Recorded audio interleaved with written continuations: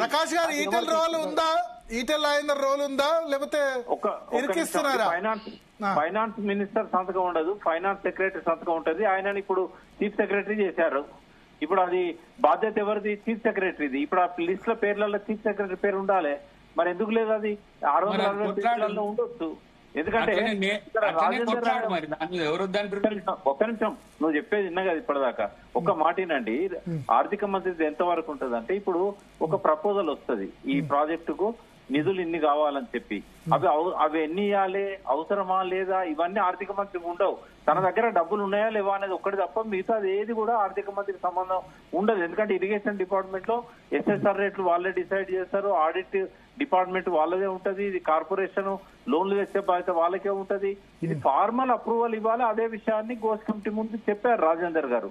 ఎక్కడ కూడా ఆర్థిక మంత్రికి సంబంధం ఉండదు. ఉంటే ఆర్థిక కార్యదర్శికి ఉంటది ఏమన్నా మ్యానిపులేషన్స్ ఇట్లాంటి ఏమన్నా జరిగితే ఆయన బాధ్యుడు అవుతాడు. ఇప్పుడు ఎప్పుడు కూడా రాజశేఖర రెడ్డి పీరియడ్ లో కూడా ఆచార్య గారు, శ్రీలక్ష్మి గారు జైల్లో ఉన్నారంటే ఆయన మౌఖిక ఆదేశాలతోని వీళ్ళు పనులు చేసిండ్రు కాబట్టి వీళ్ళ సంతకాలు ఉన్నందుకు జైల్లో పెట్టారు వాళ్ళను. ఇప్పుడు కూడా అదే జరుగుతుంది. ఇప్పుడు ఇంజనీర్స్ ఎవరైతే బాధ్యులు అన్నారో వాళ్ళు జైల్లో కూర్చోవాల్సి వస్తుంది తప్ప కేసీఆర్, హరీష్ రావు జైల్లో పోవాలంటే మళ్ళీ ఒక 3 ఏళ్ళ ఎంక్వైరీ జరిగి అక్కడ వీళ్ళ అడ్వకేట్ వాళ్ళ అడ్వకేట్. ఇప్పుడు కాదు, ఇప్పుడు నేను ఒకటి ర్యాపిడ్ రౌండ్ విప్రకాష్ గారు, దీనిలో రోల్ అత్యంత తక్కువ ఉండడానికి అవకాశం ఈటెల రాజేందర్ అంతేనా? కేసీఆర్, హరీష్ కూడా అండి, ముగ్గురు మళ్ళా ముగ్గురు. కేసీఆర్ రోల్ ఎక్కువనా, హరీష్ రావు రోల్ ఎక్కువనా, ఈటెల రాజేందర్ రోల్ ఎక్కువనా? ముగ్గురు రోల్ కూడా అఫీషియల్ గా ఎక్కడ కూడా ప్రూవ్ కాదు. ఎందుకంటే ముగ్గురు సంతకాలు లేవు ఎక్కడ. సరే, ఇప్పుడు డిజైనర్ ఎవరో చెప్పు పోనీ. అదే వ్యాప్కోస్ అని చెప్పి పీసీ ఘోష్ గారు రాశారు. అందులో వ్యాప్కోస్ ఆయన జైల్లో ఉన్నట చైర్మన్ ఆల్రెడీ. చైర్మన్ సంబంధం లేదండి. 25 కోట్లు తీసుకొని వేరే కేసు లైవ్ లో కూడా అబద్ధాలు ఆడితే ఇక మనం అబద్ధాలు కాదు. ఇప్పుడు వ్యాప్కోస్ డిజైన్ చేసింది మీ ఘోషే చెప్పారు, అది ఘోష్ గారే చెప్పారు. వ్యాప్కోస్ ఘోష్ ఏం చెప్పలే, ప్రకాష్ చెప్తున్నాడు. నువ్వు 660 పేజీలు బయట పెట్టప్పుడు చెప్తా. నేను ఒకటి ఇంకొకటి ఆర్టీఐ ఇచ్చేస్తాం మీకు. లే ఆర్టీఐఎస్ ఇప్పుడు ఇయర్ కానీ కాదు. ఒక విషయం, ఈటెల సరే కేసీఆర్, హరీష్ రావు అంటే టార్గెట్ అనుకోవచ్చు. ఈటెల మరి పేరు ఎందుకు ప్రస్తావించారు విప్రకాష్ గారు? మీ ఉద్దేశం దానిలో ఏమైనా కాన్స్పిరసీ ఉందా?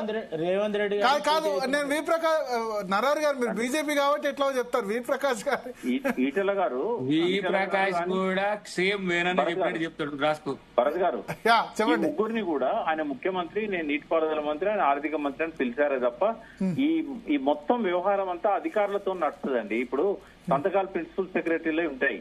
ఫైనాన్స్ అయినా, ఇరిగేషన్ అయినా చీఫ్ సెక్రటరీకి సంబంధం ఉంటుంది. అంతేగాని ఎప్పుడు కూడా ఇప్పుడు నేను ఎందుకన్నా ఇందాక స్వాతంత్రం వచ్చిన కాంచి ఆంధ్రప్రదేశ్ లో గాని, తెలంగాణలో గాని ఏ మంత్రి మీద అవినీతి ఆరోపణలు రుజువు కాలేదు, వాటి మీద కనీసం కేసులు పెట్టలేదు, జైలు పంపలేదు. ఎక్కడో బీహార్ లో జైలు పంపారు. మన దగ్గర 6 మంత్రులు, మోపిదేవి వెంకటరమణారావు, జగన్, శ్రీలక్ష్మి జైలు పంపారు. సరే, కోర్టుల కేసులు నడుస్తున్నాయి. నేను అనేది ఏంటంటే ఇప్పుడు ఇవి కూడా కాంగ్రెస్ సొంత ప్రభుత్వంలో మంత్రులను అప్పుడు పెట్టుకుంది మోపిదేవి. వాళ్ళ గవర్నమెంట్ వాళ్ళ సిబిఐ అరెస్ట్ చేసింది. లేదు, పట్టగాల్సి మీదే జైలు పంపచ్చు. ప్రూవ్ అయింది అంటున్నా నేను. ప్రూవ్ అంటే ఇక కేసు నడుస్తుంది. ఇంకా అంటే అవినీతి జరగలేదా? స్వాతంత్రం వచ్చిన ఇప్పటిదాకా రాజకీయ నాయకులు ఎవరు అవినీతి చేయలేదా? అంటే వేరే రాష్ట్రాల్లో అయింది. ఇప్పుడు లాలూ ప్రసాద్ యాదవ్, చౌతాల, సుఖ్రామ్ వీళ్ళందరూ జైలు శిక్ష అనుభవించారు. ఒక్కొక్కరికి కనీసం కారు లేని వాళ్ళు కూడా 100,000 కోట్లకి అలా అఫీషియల్ గా అఫిడవిట్లు ఇస్తున్నారు రాజకీయ నాయకులు. భారతదేశం మొత్తం చూస్తే ఎంపీలు కావచ్చు, మంత్రులు కావచ్చు, ప్రధానమంత్రులు కావచ్చు, ఎవరైనా కావచ్చు, ఎక్కడి నుంచి వచ్చినాయండి? పార్టీ ఫండ్స్ ఎక్కడి నుంచి వస్తున్నాయి? అవినీతి లేదు అని. ఇప్పుడు అవినీతి మీద ఎవరు మాట్లాడరు. ఎందుకు మాట్లాడరు? ఇప్పుడు రేవంత్ రెడ్డి వచ్చినాక ఈ మంత్రుల అవినీతి మీద గానీ, ముఖ్యమంత్రి అవినీతి మీద గానీ, పాత ముఖ్యమంత్రి మీద గానీ ఒక్క పిటిషన్ ఇవ్వలేదంటే ఎందుకు ఇవ్వలేదు అంటే రేపు ఆయన మీద ఇస్తారు మళ్ళీ వీళ్ళు వస్తే. కాబట్టి అది ఇచ్చిపుచ్చుకున్న ధోరణిలో ఉంటారు అందరూ.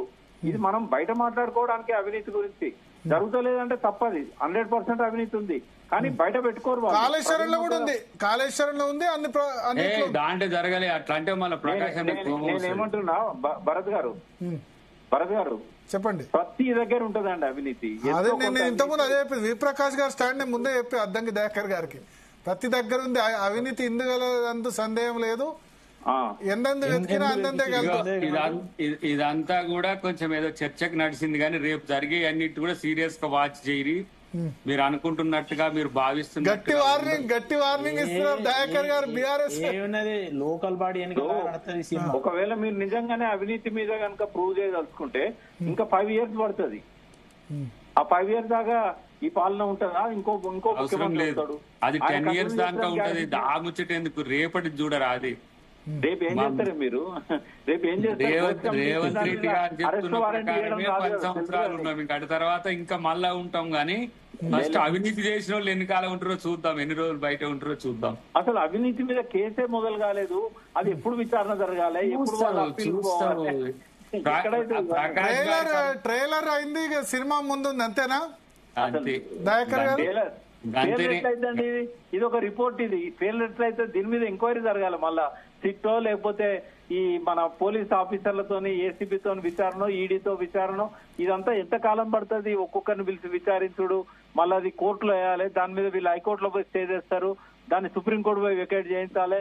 ఇదంతా ఒక 5-6 ఏళ్ల ప్రాసెస్ భరత్ గారు. వాటికి ఇద్దరు నేను అడ్వకేట్ గా చెప్తున్నా. నరహర్ గారు కూడా తెలుసు, వేణుగోపాల్ రెడ్డి గారు. అట్లా చూద్దాం. నువ్వు అనుకున్నట్టు అయిద్దా, నేను అనుకున్నట్టు అయిద్దా చూద్దాం ప్రకాష్ గారు. జైలు పంపాలంటే ఏదో కేసు పెట్టి అర్ధరాత్రి కూడా పంపొచ్చు. ఇప్పుడు మన డిస్కషన్ అయిపోయే లోపల కూడా పంపొచ్చు.